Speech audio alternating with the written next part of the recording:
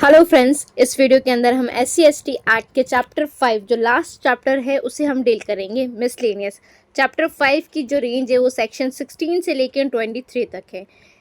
इन sections के अंदर हमारा लास्ट वीडियो होगा जो कवर कर लेगा चैप्टर 5 को। चैप्टर 5 सेक्शन 16 बात करता है power of state government to impose collective fine. क्या इनके पास पावर है? स्टेट गवर्नमेंट के पास पावर है, वो कलेक्टिव फाइन क्या कर सकती है? इम्पोज कर सकती है। The provision of section 10A of the protection of civil right act. किनका सेक्शन 10 है? किसके बारे में बात कर रहा है? Protection of civil right act 1955 shall as far as be apply for the purpose of imposition and realization of a collective fine and for the all other matter connected therewith under this act। तो ये किसके through कर सकती है state government? Protection of civil right act 1955 के through आप पे क्या कर सकती है? कलेक्टिव फाइन इम्पोज कर सकती है। सेक्शन 17 बात करता है preventive action to be taken by the law and order machinery a district judgement. यहाँ सबसे इम्पोर्टेंट आ गया है कि डिस्ट्रिक्ट मजिस्ट्रेट के बारे में बताया गया है कि डिस्ट्रिक्ट मजिस्ट्रेट और सब डिविजनल मजिस्ट्रेट और एनी अदर एग्जीक्यूटिव मजिस्ट्रेट और एनी पुलिस ऑफिसर जो किसी रैंक से बिलो का नहीं होगा, डिप्यूटी सुप्रिटेंडेंट ऑफ पुलिस की रैंक से बिलो का नहीं होगा, ऑन रिसीविंग इंफॉर्मेशन। कौन? DM हो गया, SDM हो गया, एग्जीक्यूटिव मजिस्ट्रेट हो गए और पुलिस ऑफिसर जो कि डिप्यूटी सुप्रिटेंडेंट की जो रैंक है उससे नीचे के नहीं होंगे। अगर उनके पास इंफॉर्मेशन आती है and after such inquiry he may think necessary, has reason to believe that a person or a group of person not belonging to the scheduled caste and or the scheduled tribe residing in or in requiting any place within the local limit of his jurisdiction likely to commit an offence or has the threatened to commit an offence under this act and is to be the opinion of that there is a sufficient ground for proceeding declare such area. तो क्या कर सकती है? उस area को क्या कर सकती है? डिक्लेयर कर सकती है टू बी न prone to atrocity and take necessary action for keeping the peace and good behavior and maintenance of public order and tranquility and may take a preventive action। तो ये क्या, जब DM, SDM, एग्जीक्यूटिव मजिस्ट्रेट और police जब ये satisfy हो जाती है कि हाँ लाइकली टू कमिट ऑफेंस हो सकता है, किसके द्वारा? जो मेंबर नहीं है SC/ST के उनके द्वारा कोई ऑफेंस हो सकता है, तो उस एरिया को वो एट्रोसिटी एरिया में क्या कर सकते हैं कि इसको अब डिक्लेयर किया जा सकता है कि इस एरिया में ऑफेंसेस हो सकते हैं। वहाँ पर वो क्या कर सकती है? पीस एंड गुड बिहेवियर और मेंटेनेंस ऑफ पब्लिक ऑर्डर और ट्रैंक्विलिटी के लिए प्रिवेंटिव एक्शन ले सकती है। अब जो सब सेक्शन 2 बात कर रहा है चैप्टर 8, चैप्टर 10 और चैप्टर 11 ऑफ CRPC कोड बोला है so as far as may be apply for the purpose of subsection 1। जो चैप्टर 8, 10 और 11 की बात की गई है वही सेम कहाँ अप्लाई होंगे? सबसेक्शन 1 के अंदर। सबसेक्शन 3 बात करता है the state government may by notification in official gazette make one or more scheme specifying the manner in which the offences referred to in subsection 1 shall take appropriate action specified in such schemes to prevent atrocity and to restore the feeling of security amongst the member of scheduled caste and scheduled tribe। क्या कर सकती है state government? Notification official gazette के साथ एक या एक से ज़्यादा स्कीम स्पेसिफाई कर सकती है सबसेक्शन 1 के अंदर, जो क्या क्या करेगी? एप्रोप्रिएट एक्शन लेगी उस स्कीम के थ्रू जो प्रिवेंट करेगी एट्रोसिटी मतलब अत्याचार को एंड रिस्टोर करेगी जो feeling of security amongst member of SC/ST है उनको क्या करेगी? रिस्टोर करेगी। अब सेक्शन 18 की बात करते हैं। सेक्शन 18 के अंदर बात करी है section 438 of CRPC not apply to the person committing an offence under this act. इस एक्ट के अंदर जो CRPC का सेक्शन 438 बात कर रहा है एंटी सेपरेटरी बिल के बारे में, वो यहाँ पर अप्लाई नहीं होगा।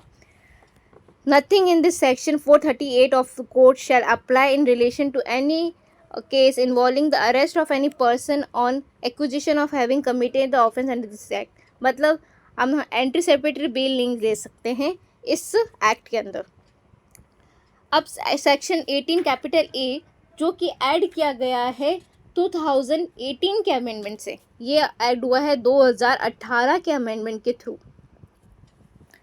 अब नो इंक्वायरी और अप्रूवल रिक्वायर्ड, इसमें कहा गया है कि कोई इंक्वायरी की ज़रूरत नहीं, कोई अप्रूवल की ज़रूरत नहीं है। For the purpose of this act preliminary inquiry shall not be required for the registration of first information report against any person. क्या आप पहले जाके देखो कि उस पर्सन ने ऑफेंस किया है या नहीं किया, वो इंक्वायरी करके फिर जाके आप एफआईआर लॉन्च करो, ये नहीं। तो यहाँ पर मना कर दिया गया है कि आप जब एफआईआर लॉन्च कर रहे हैं तो आपको पहले प्रिलिमिनरी इंक्वायरी करने की ज़रूरत नहीं है, आप डायरेक्ट क्या कर सकते हैं, एफआईआर लॉन्च कर सकते हैं। बी पॉइंट बात कर रहा है, the investigation officer shall not require approval for the arrest. आप इन्वेस्टिगेशन ऑफिसर है, उसको पास ना अप्रूवल नहीं लेना होगा अरेस्ट के regarding, if it necessary for any person against whom accusation of having committed the offence under this act has been made and no procedure other than that provided under this act or the court shall be applied। तो इस act के अंदर या CrPC के अंदर कोई provision दिया गया है, उसको प्रोसीजर को अलावा क्या कर सकता है, उनको ज़रूरत नहीं है किसी की अप्रूवल की अरेस्ट के रिगार्डिंग। जो पर्सन क्या है इसमें एक्यूट मतलब ऑफेंस कमिटेड करने के लिए क्या है, वो एक्यूटेड है, जिस पे एक्यूजेशन लगा हुआ है। सब सेक्शन 2 बात करता है, the provision of section 438 of CrPC shall not apply to the case under this act notwithstanding any judgement order or direction of any court.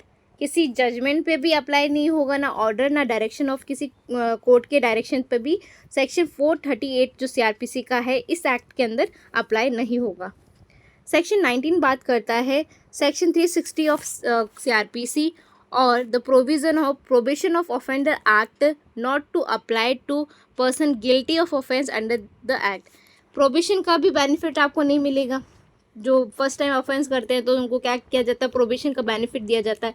तो ये साफ मना कर दिया है कि जो सीआरपीसी के अंदर 360 जो सेक्शन है और प्रोबेशन ऑफ ऑफेंडर एक्ट है वो भी SC/ST एक्ट में अप्लीकेबल नहीं है। The provision of section 360 of code and the provision of probation of offender act 1958 shall not apply to any person above the age of 18 year who has found guilty of committing an offence under this. जो 18 साल से बड़ा है उस पर ये apply नहीं होगा। अब सेक्शन 20 बात करता है act to override other law. ये क्या कर रहा है, ओवरराइड कर रहा है अदर लॉज को, क्योंकि ये स्पेशल लॉ है इसलिए क्या कर सकता है, ये ओवरराइड कर सकता है। SC/ST एक्ट एक स्पेशल लॉ है। As save as otherwise provided in this act the provision of this act shall have effect notwithstanding anything inconsistent therewith contained in any other law for the time being in force or any custom, uses or any instrument having effect by virtue of any such law।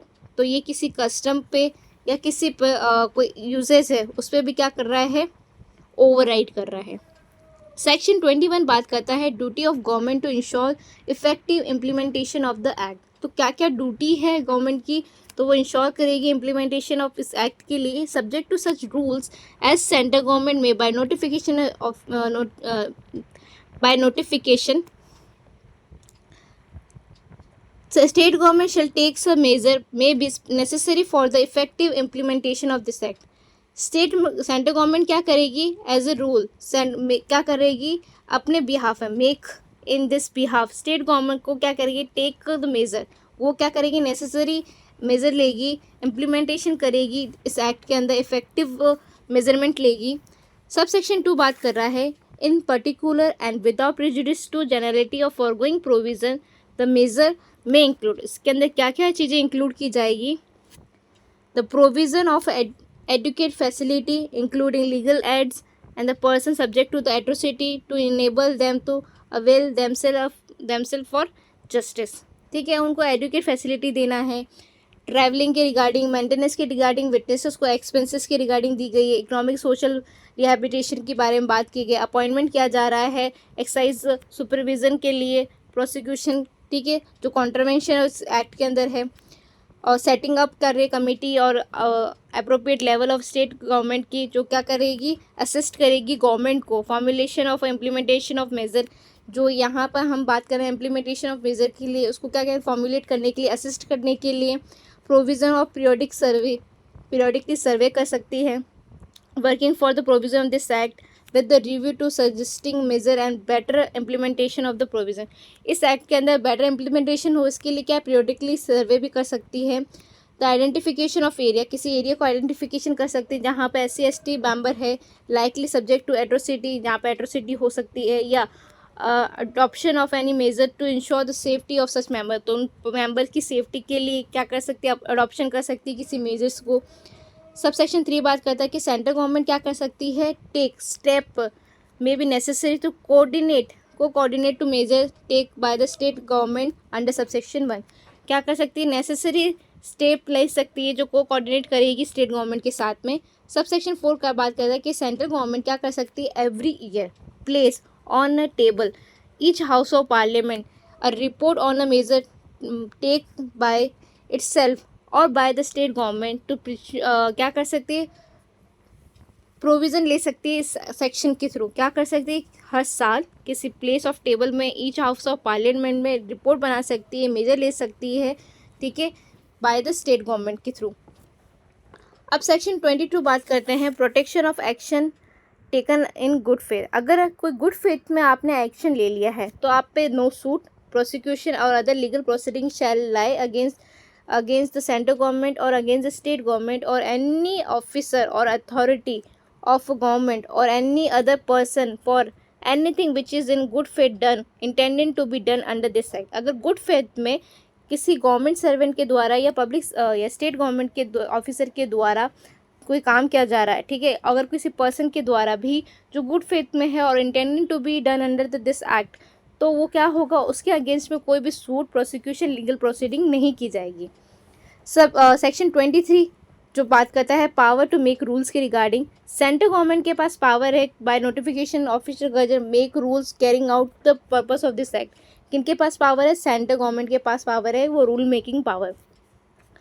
Subsection 2 बात करें, every rule made under this act shall lie to as soon as may be after it is made before each house of Parliament while it is in session for the total period of 30 days which may be complied in one section or 2 or more successive section, and if before the expiry of a session immediately following the session the successive session afterward both the house agree in making the modification in the rule, both house agree that the rule should not be made, the rule shall thereafter have effect only in such modification from 2 or no effect as the case, however that the such modification or annulment shall be without prejudice to validity of anything previously done under that rule।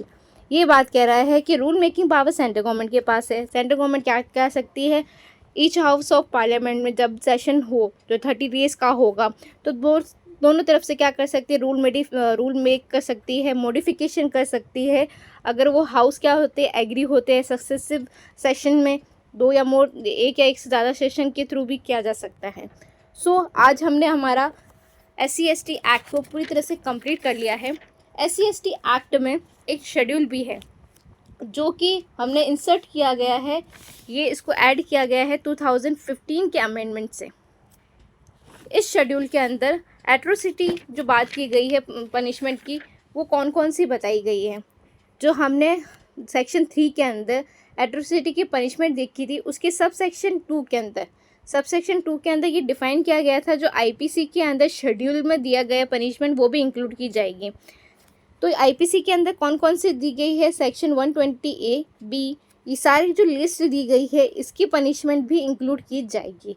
तो in section को भी हमको grow through कर लेना चाहिए IPC के अंदर, ताकि हमें पता रहे कि SC/ST एक्ट के अंदर इन सेक्शंस का भी रोल है। तो आज मेरा वीडियो कंप्लीट होता है SC/ST एक्ट के थ्रू। नेक्स्ट वीडियो हम नेक्स्ट एक्ट पर लेके आएंगे। Thank you.